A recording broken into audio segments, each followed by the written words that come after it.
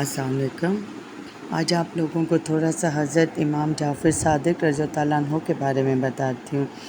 ایک دن حضرت امام جعفر صادق رضی اللہ عنہ کی خدمت میں مشہور ولی اللہ حضرت داؤد طائی رضی اللہ عنہ تشریف لائے اور عرض کیا، یا ابن رسول اللہ، مجھے کچھ نصیحت فرمائیں، اس لیے کہ آپ اہل بیت میں سے ہیں۔ امام جعفر صادق رضی اللہ عنہ نے فرمایا، اے ابو سلیمان، آپ اس زمانے کے بڑے زاہدوں میں سے ہیں، آپ کو میری نصیحت کی کیا ضرورت ہے؟ انہوں نے عرض کیا، اے فرزند رسول، آپ کو اللہ تعالیٰ نے سب پر فضیلت بخشی ہے، آپ پر نصیحت کرنا واجب ہے۔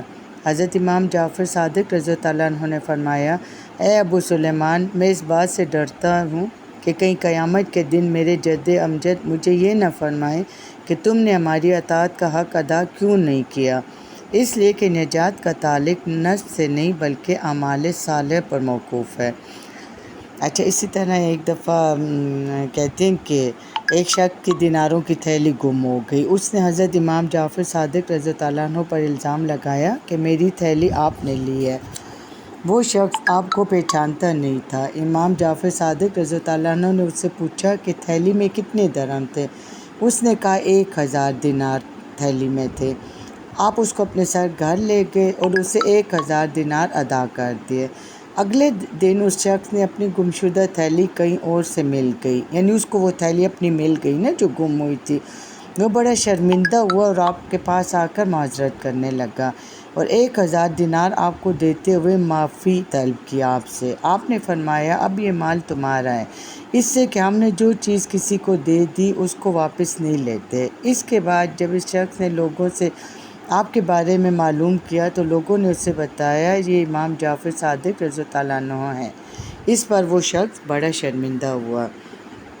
اچھا، انہوں نے کچھ نصیحت کی باتیں بھی کی، بہت کی تھی، لیکن میں تھوڑا سا آپ کو بتاتی ہوں۔ ایک مرتبہ حضرت سفیان ثوری رضی اللہ عنہ حضرت امام جعفر صادق رضی اللہ عنہ کی خدمت میں حاضر ہوئے اور عرض کی، اے رسول، مطلب ان کو یہ رسول اللہ صلی اللہ علیہ وسلم کے لخت جگر، فرزند رسول، یعنی ان کے نام سے عزت سے اس سے کہتے تھے نا کہ رسول اللہ صلی اللہ علیہ وسلم کے لخت جگر، مجھے نصیحت فرمائیں۔ آپ نے ارشاد فرمایا، اے سفیان، جھوٹے میں مروت نہیں ہوتی، حاسد میں خوشی نہیں ہوتی، غمگین میں بھائی چارہ نہیں ہوتا اور بدخلق کے لیے سرداری نہیں ہوتی۔ حضرت سفیان ثوری رضی اللہ عنہ نے پھر کہا، اے فرزند رسول، کچھ مزید نصیحت فرمائیں۔ حضرت امام جعفر صادق رضی اللہ عنہ نے فرمایا، اے سفیان، اللہ تعالیٰ کی منع کردہ چیزوں سے رک جا، تو عابد ہوگا۔ اللہ کی تقسیم پر راضی ہو تو مسلمان ہوگا۔ جیسی تم لوگوں سے دوستی چاہتے ہو تم بھی ان کے ساتھ ویسی دوستی رکھو، تب تم مومن ہوگے۔ بروں سے دوستی نہ رکھ ورنہ تو بھی برے کام کرنے لگے گا۔ حدیث مبارکہ میں ہے کہ آدمی اپنے دوست کے طریقے پر ہوتا ہے۔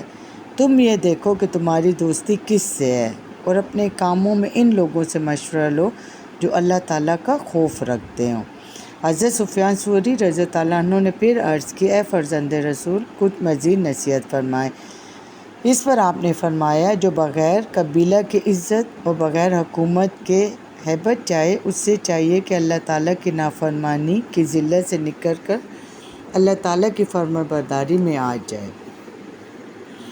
حضرت سفیان ثوری رضی اللہ عنہ نے پھر کہا، اے فرزند رسول، کچھ مزید نصیحت فرمائیں۔ آپ نے فرمایا، مجھے میرے والد نے 3 بہترین ادب کی باتیں سکھائیں اور ارشاد فرمایا، اے بیٹے، جو بروں کی صحبت میں بیٹھتا ہے سلامت نہیں رہتا اور جو اپنی زبان کی حفاظت نہیں کرتا شرمندگی کا سامنا کرتا ہے۔ اسی طرح ایک دن حضرت امام جعفر صادق رضی اللہ عنہ اپنے احباب و عقیدت مندوں کے ساتھ تشریف فرما تھے کہ سب نے فرمایا، آؤ آپس میں بیعت کریں اور اس بات کا عہد کریں جسے اللہ تعالیٰ قیامت کے دن، مطلب جس کی شفاعت کرے گا تو وہ سب، مطلب اللہ تعالیٰ جس کو بخش دے گا، جس سے خوش ہوگا، وہ سب کی شفاعت کرے۔ سب کہنے لگے، اے فرزند رسول، اس عہد کی حاجت تو اسے ہے جو شفاعت کا محتاج ہو، آپ کو ہماری شفاعت کی کیا ضرورت ہے؟ تو اس پر آپ نے فرمایا میں اپنے اعمال پر شرمندہ ہوتا ہوں، اپنے نفس کے عیبوں پر نگاہ کرتا ہوں تو ڈرتا ہوں کہ قیامت کے دن جد امجد صلی اللہ علیہ وسلم کے حضور کیسے اپنا منہ دکھاؤں گا۔ ایک مرتبہ کہتے ہیں کہ حضرت امام جعفر صادق رضی اللہ عنہ نے امام اعظم ابو حنیفہ رضی اللہ عنہ سے پوچھا عقل مند کی تعریف کیا ہے؟ انہوں نے جواب دیا جو اچھائی اور برائی میں تمیز کر سکے۔ آپ نے ارشاد فرمایا یہ تمیز تو جانور بھی کر لیتے ہیں، اس لیے کہ جو ان کی خدمت کرتا ہے اس کو نقصان نہیں پہنچاتے، اور جو ان کو تکلیف دیتا ہے اس کو ایذا پہنچاتے ہیں اور کاٹنے کو دوڑتے ہیں۔ یہ سن کر امام اعظم ابو حنیفہ رضی اللہ عنہ نے پوچھا کہ پھر آپ عقل مند کس کو شمار کرتے ہیں؟ امام جعفر صادق رضی اللہ عنہ نے جواب دیا عقل مند وہ ہے جو دو بھلائیوں میں بہتر بھلائی کو اختیار کرے اور دو برائیوں میں مصلحتاً کم برائی پر عمل کرے۔ ایک مرتبہ اسی طرح ایک شخص حضرت امام جعفر صادق رضی اللہ عنہ کی خدمت میں حاضر ہوا اور آپ سے کہنے لگا مجھے اللہ تعالیٰ دکھائیں۔ آپ نے اس سے فرمایا تمہیں علم ہے کہ حضرت موسیٰ علیہ السلام کی قوم نے بھی اسی خواہش کا اظہار کیا تھا، اور پھر اس کا انجام بھی تم کو معلوم ہے کہ ان لوگوں پر عذاب الہی نازل ہوا۔ قرآن پاک میں ہے کہ انہوں نے حضرت موسیٰ علیہ السلام سے کہا ہمیں اللہ تعالیٰ کو اعلانیہ دکھاؤ، بس اس قوم کو بجلی نے پکڑ لیا۔ حضرت موسیٰ علیہ السلام نے اللہ تعالیٰ کے دیدار کی خواہش کی، بارگاہ الہی سے جواب ملا کہ موسیٰ تم مجھے ہرگز نہیں دیکھ سکتے۔ پھر امام جعفر صادق رضی اللہ عنہ نے اس شخص سے کہا تم اس طرح کی خواہش کر کے کیوں گستاخی کرتے ہو؟ وہ شخص کہنے لگا وہ تو موسیٰ علیہ السلام کا زمانہ تھا۔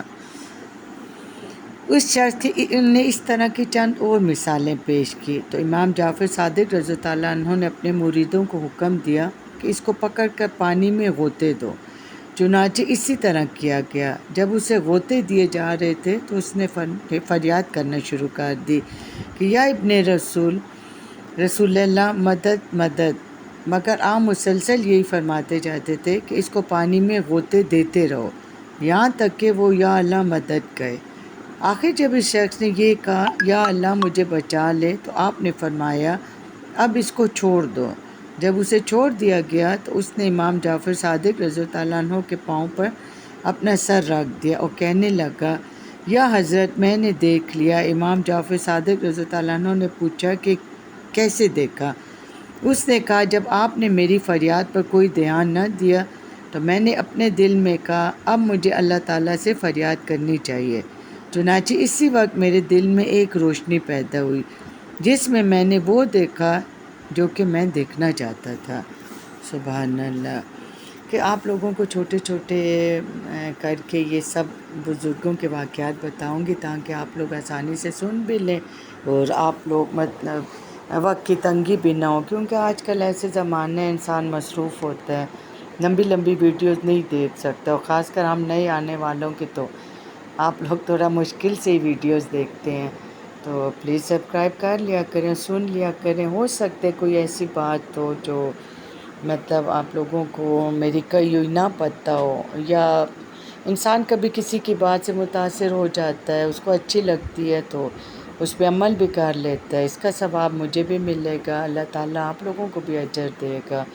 اپنی دعاؤں میں ہمیشہ مجھے یاد رکھا کریں، میرے لیے دعا کیا کریں، بچوں کے لیے کیا کریں، میں انشاءاللہ آپ لوگوں کو اپنی دعاؤں میں یاد رکھوں گی۔ اللہ تعالیٰ آپ سب لوگوں کا نیک بہانوں۔ اللہ حافظ۔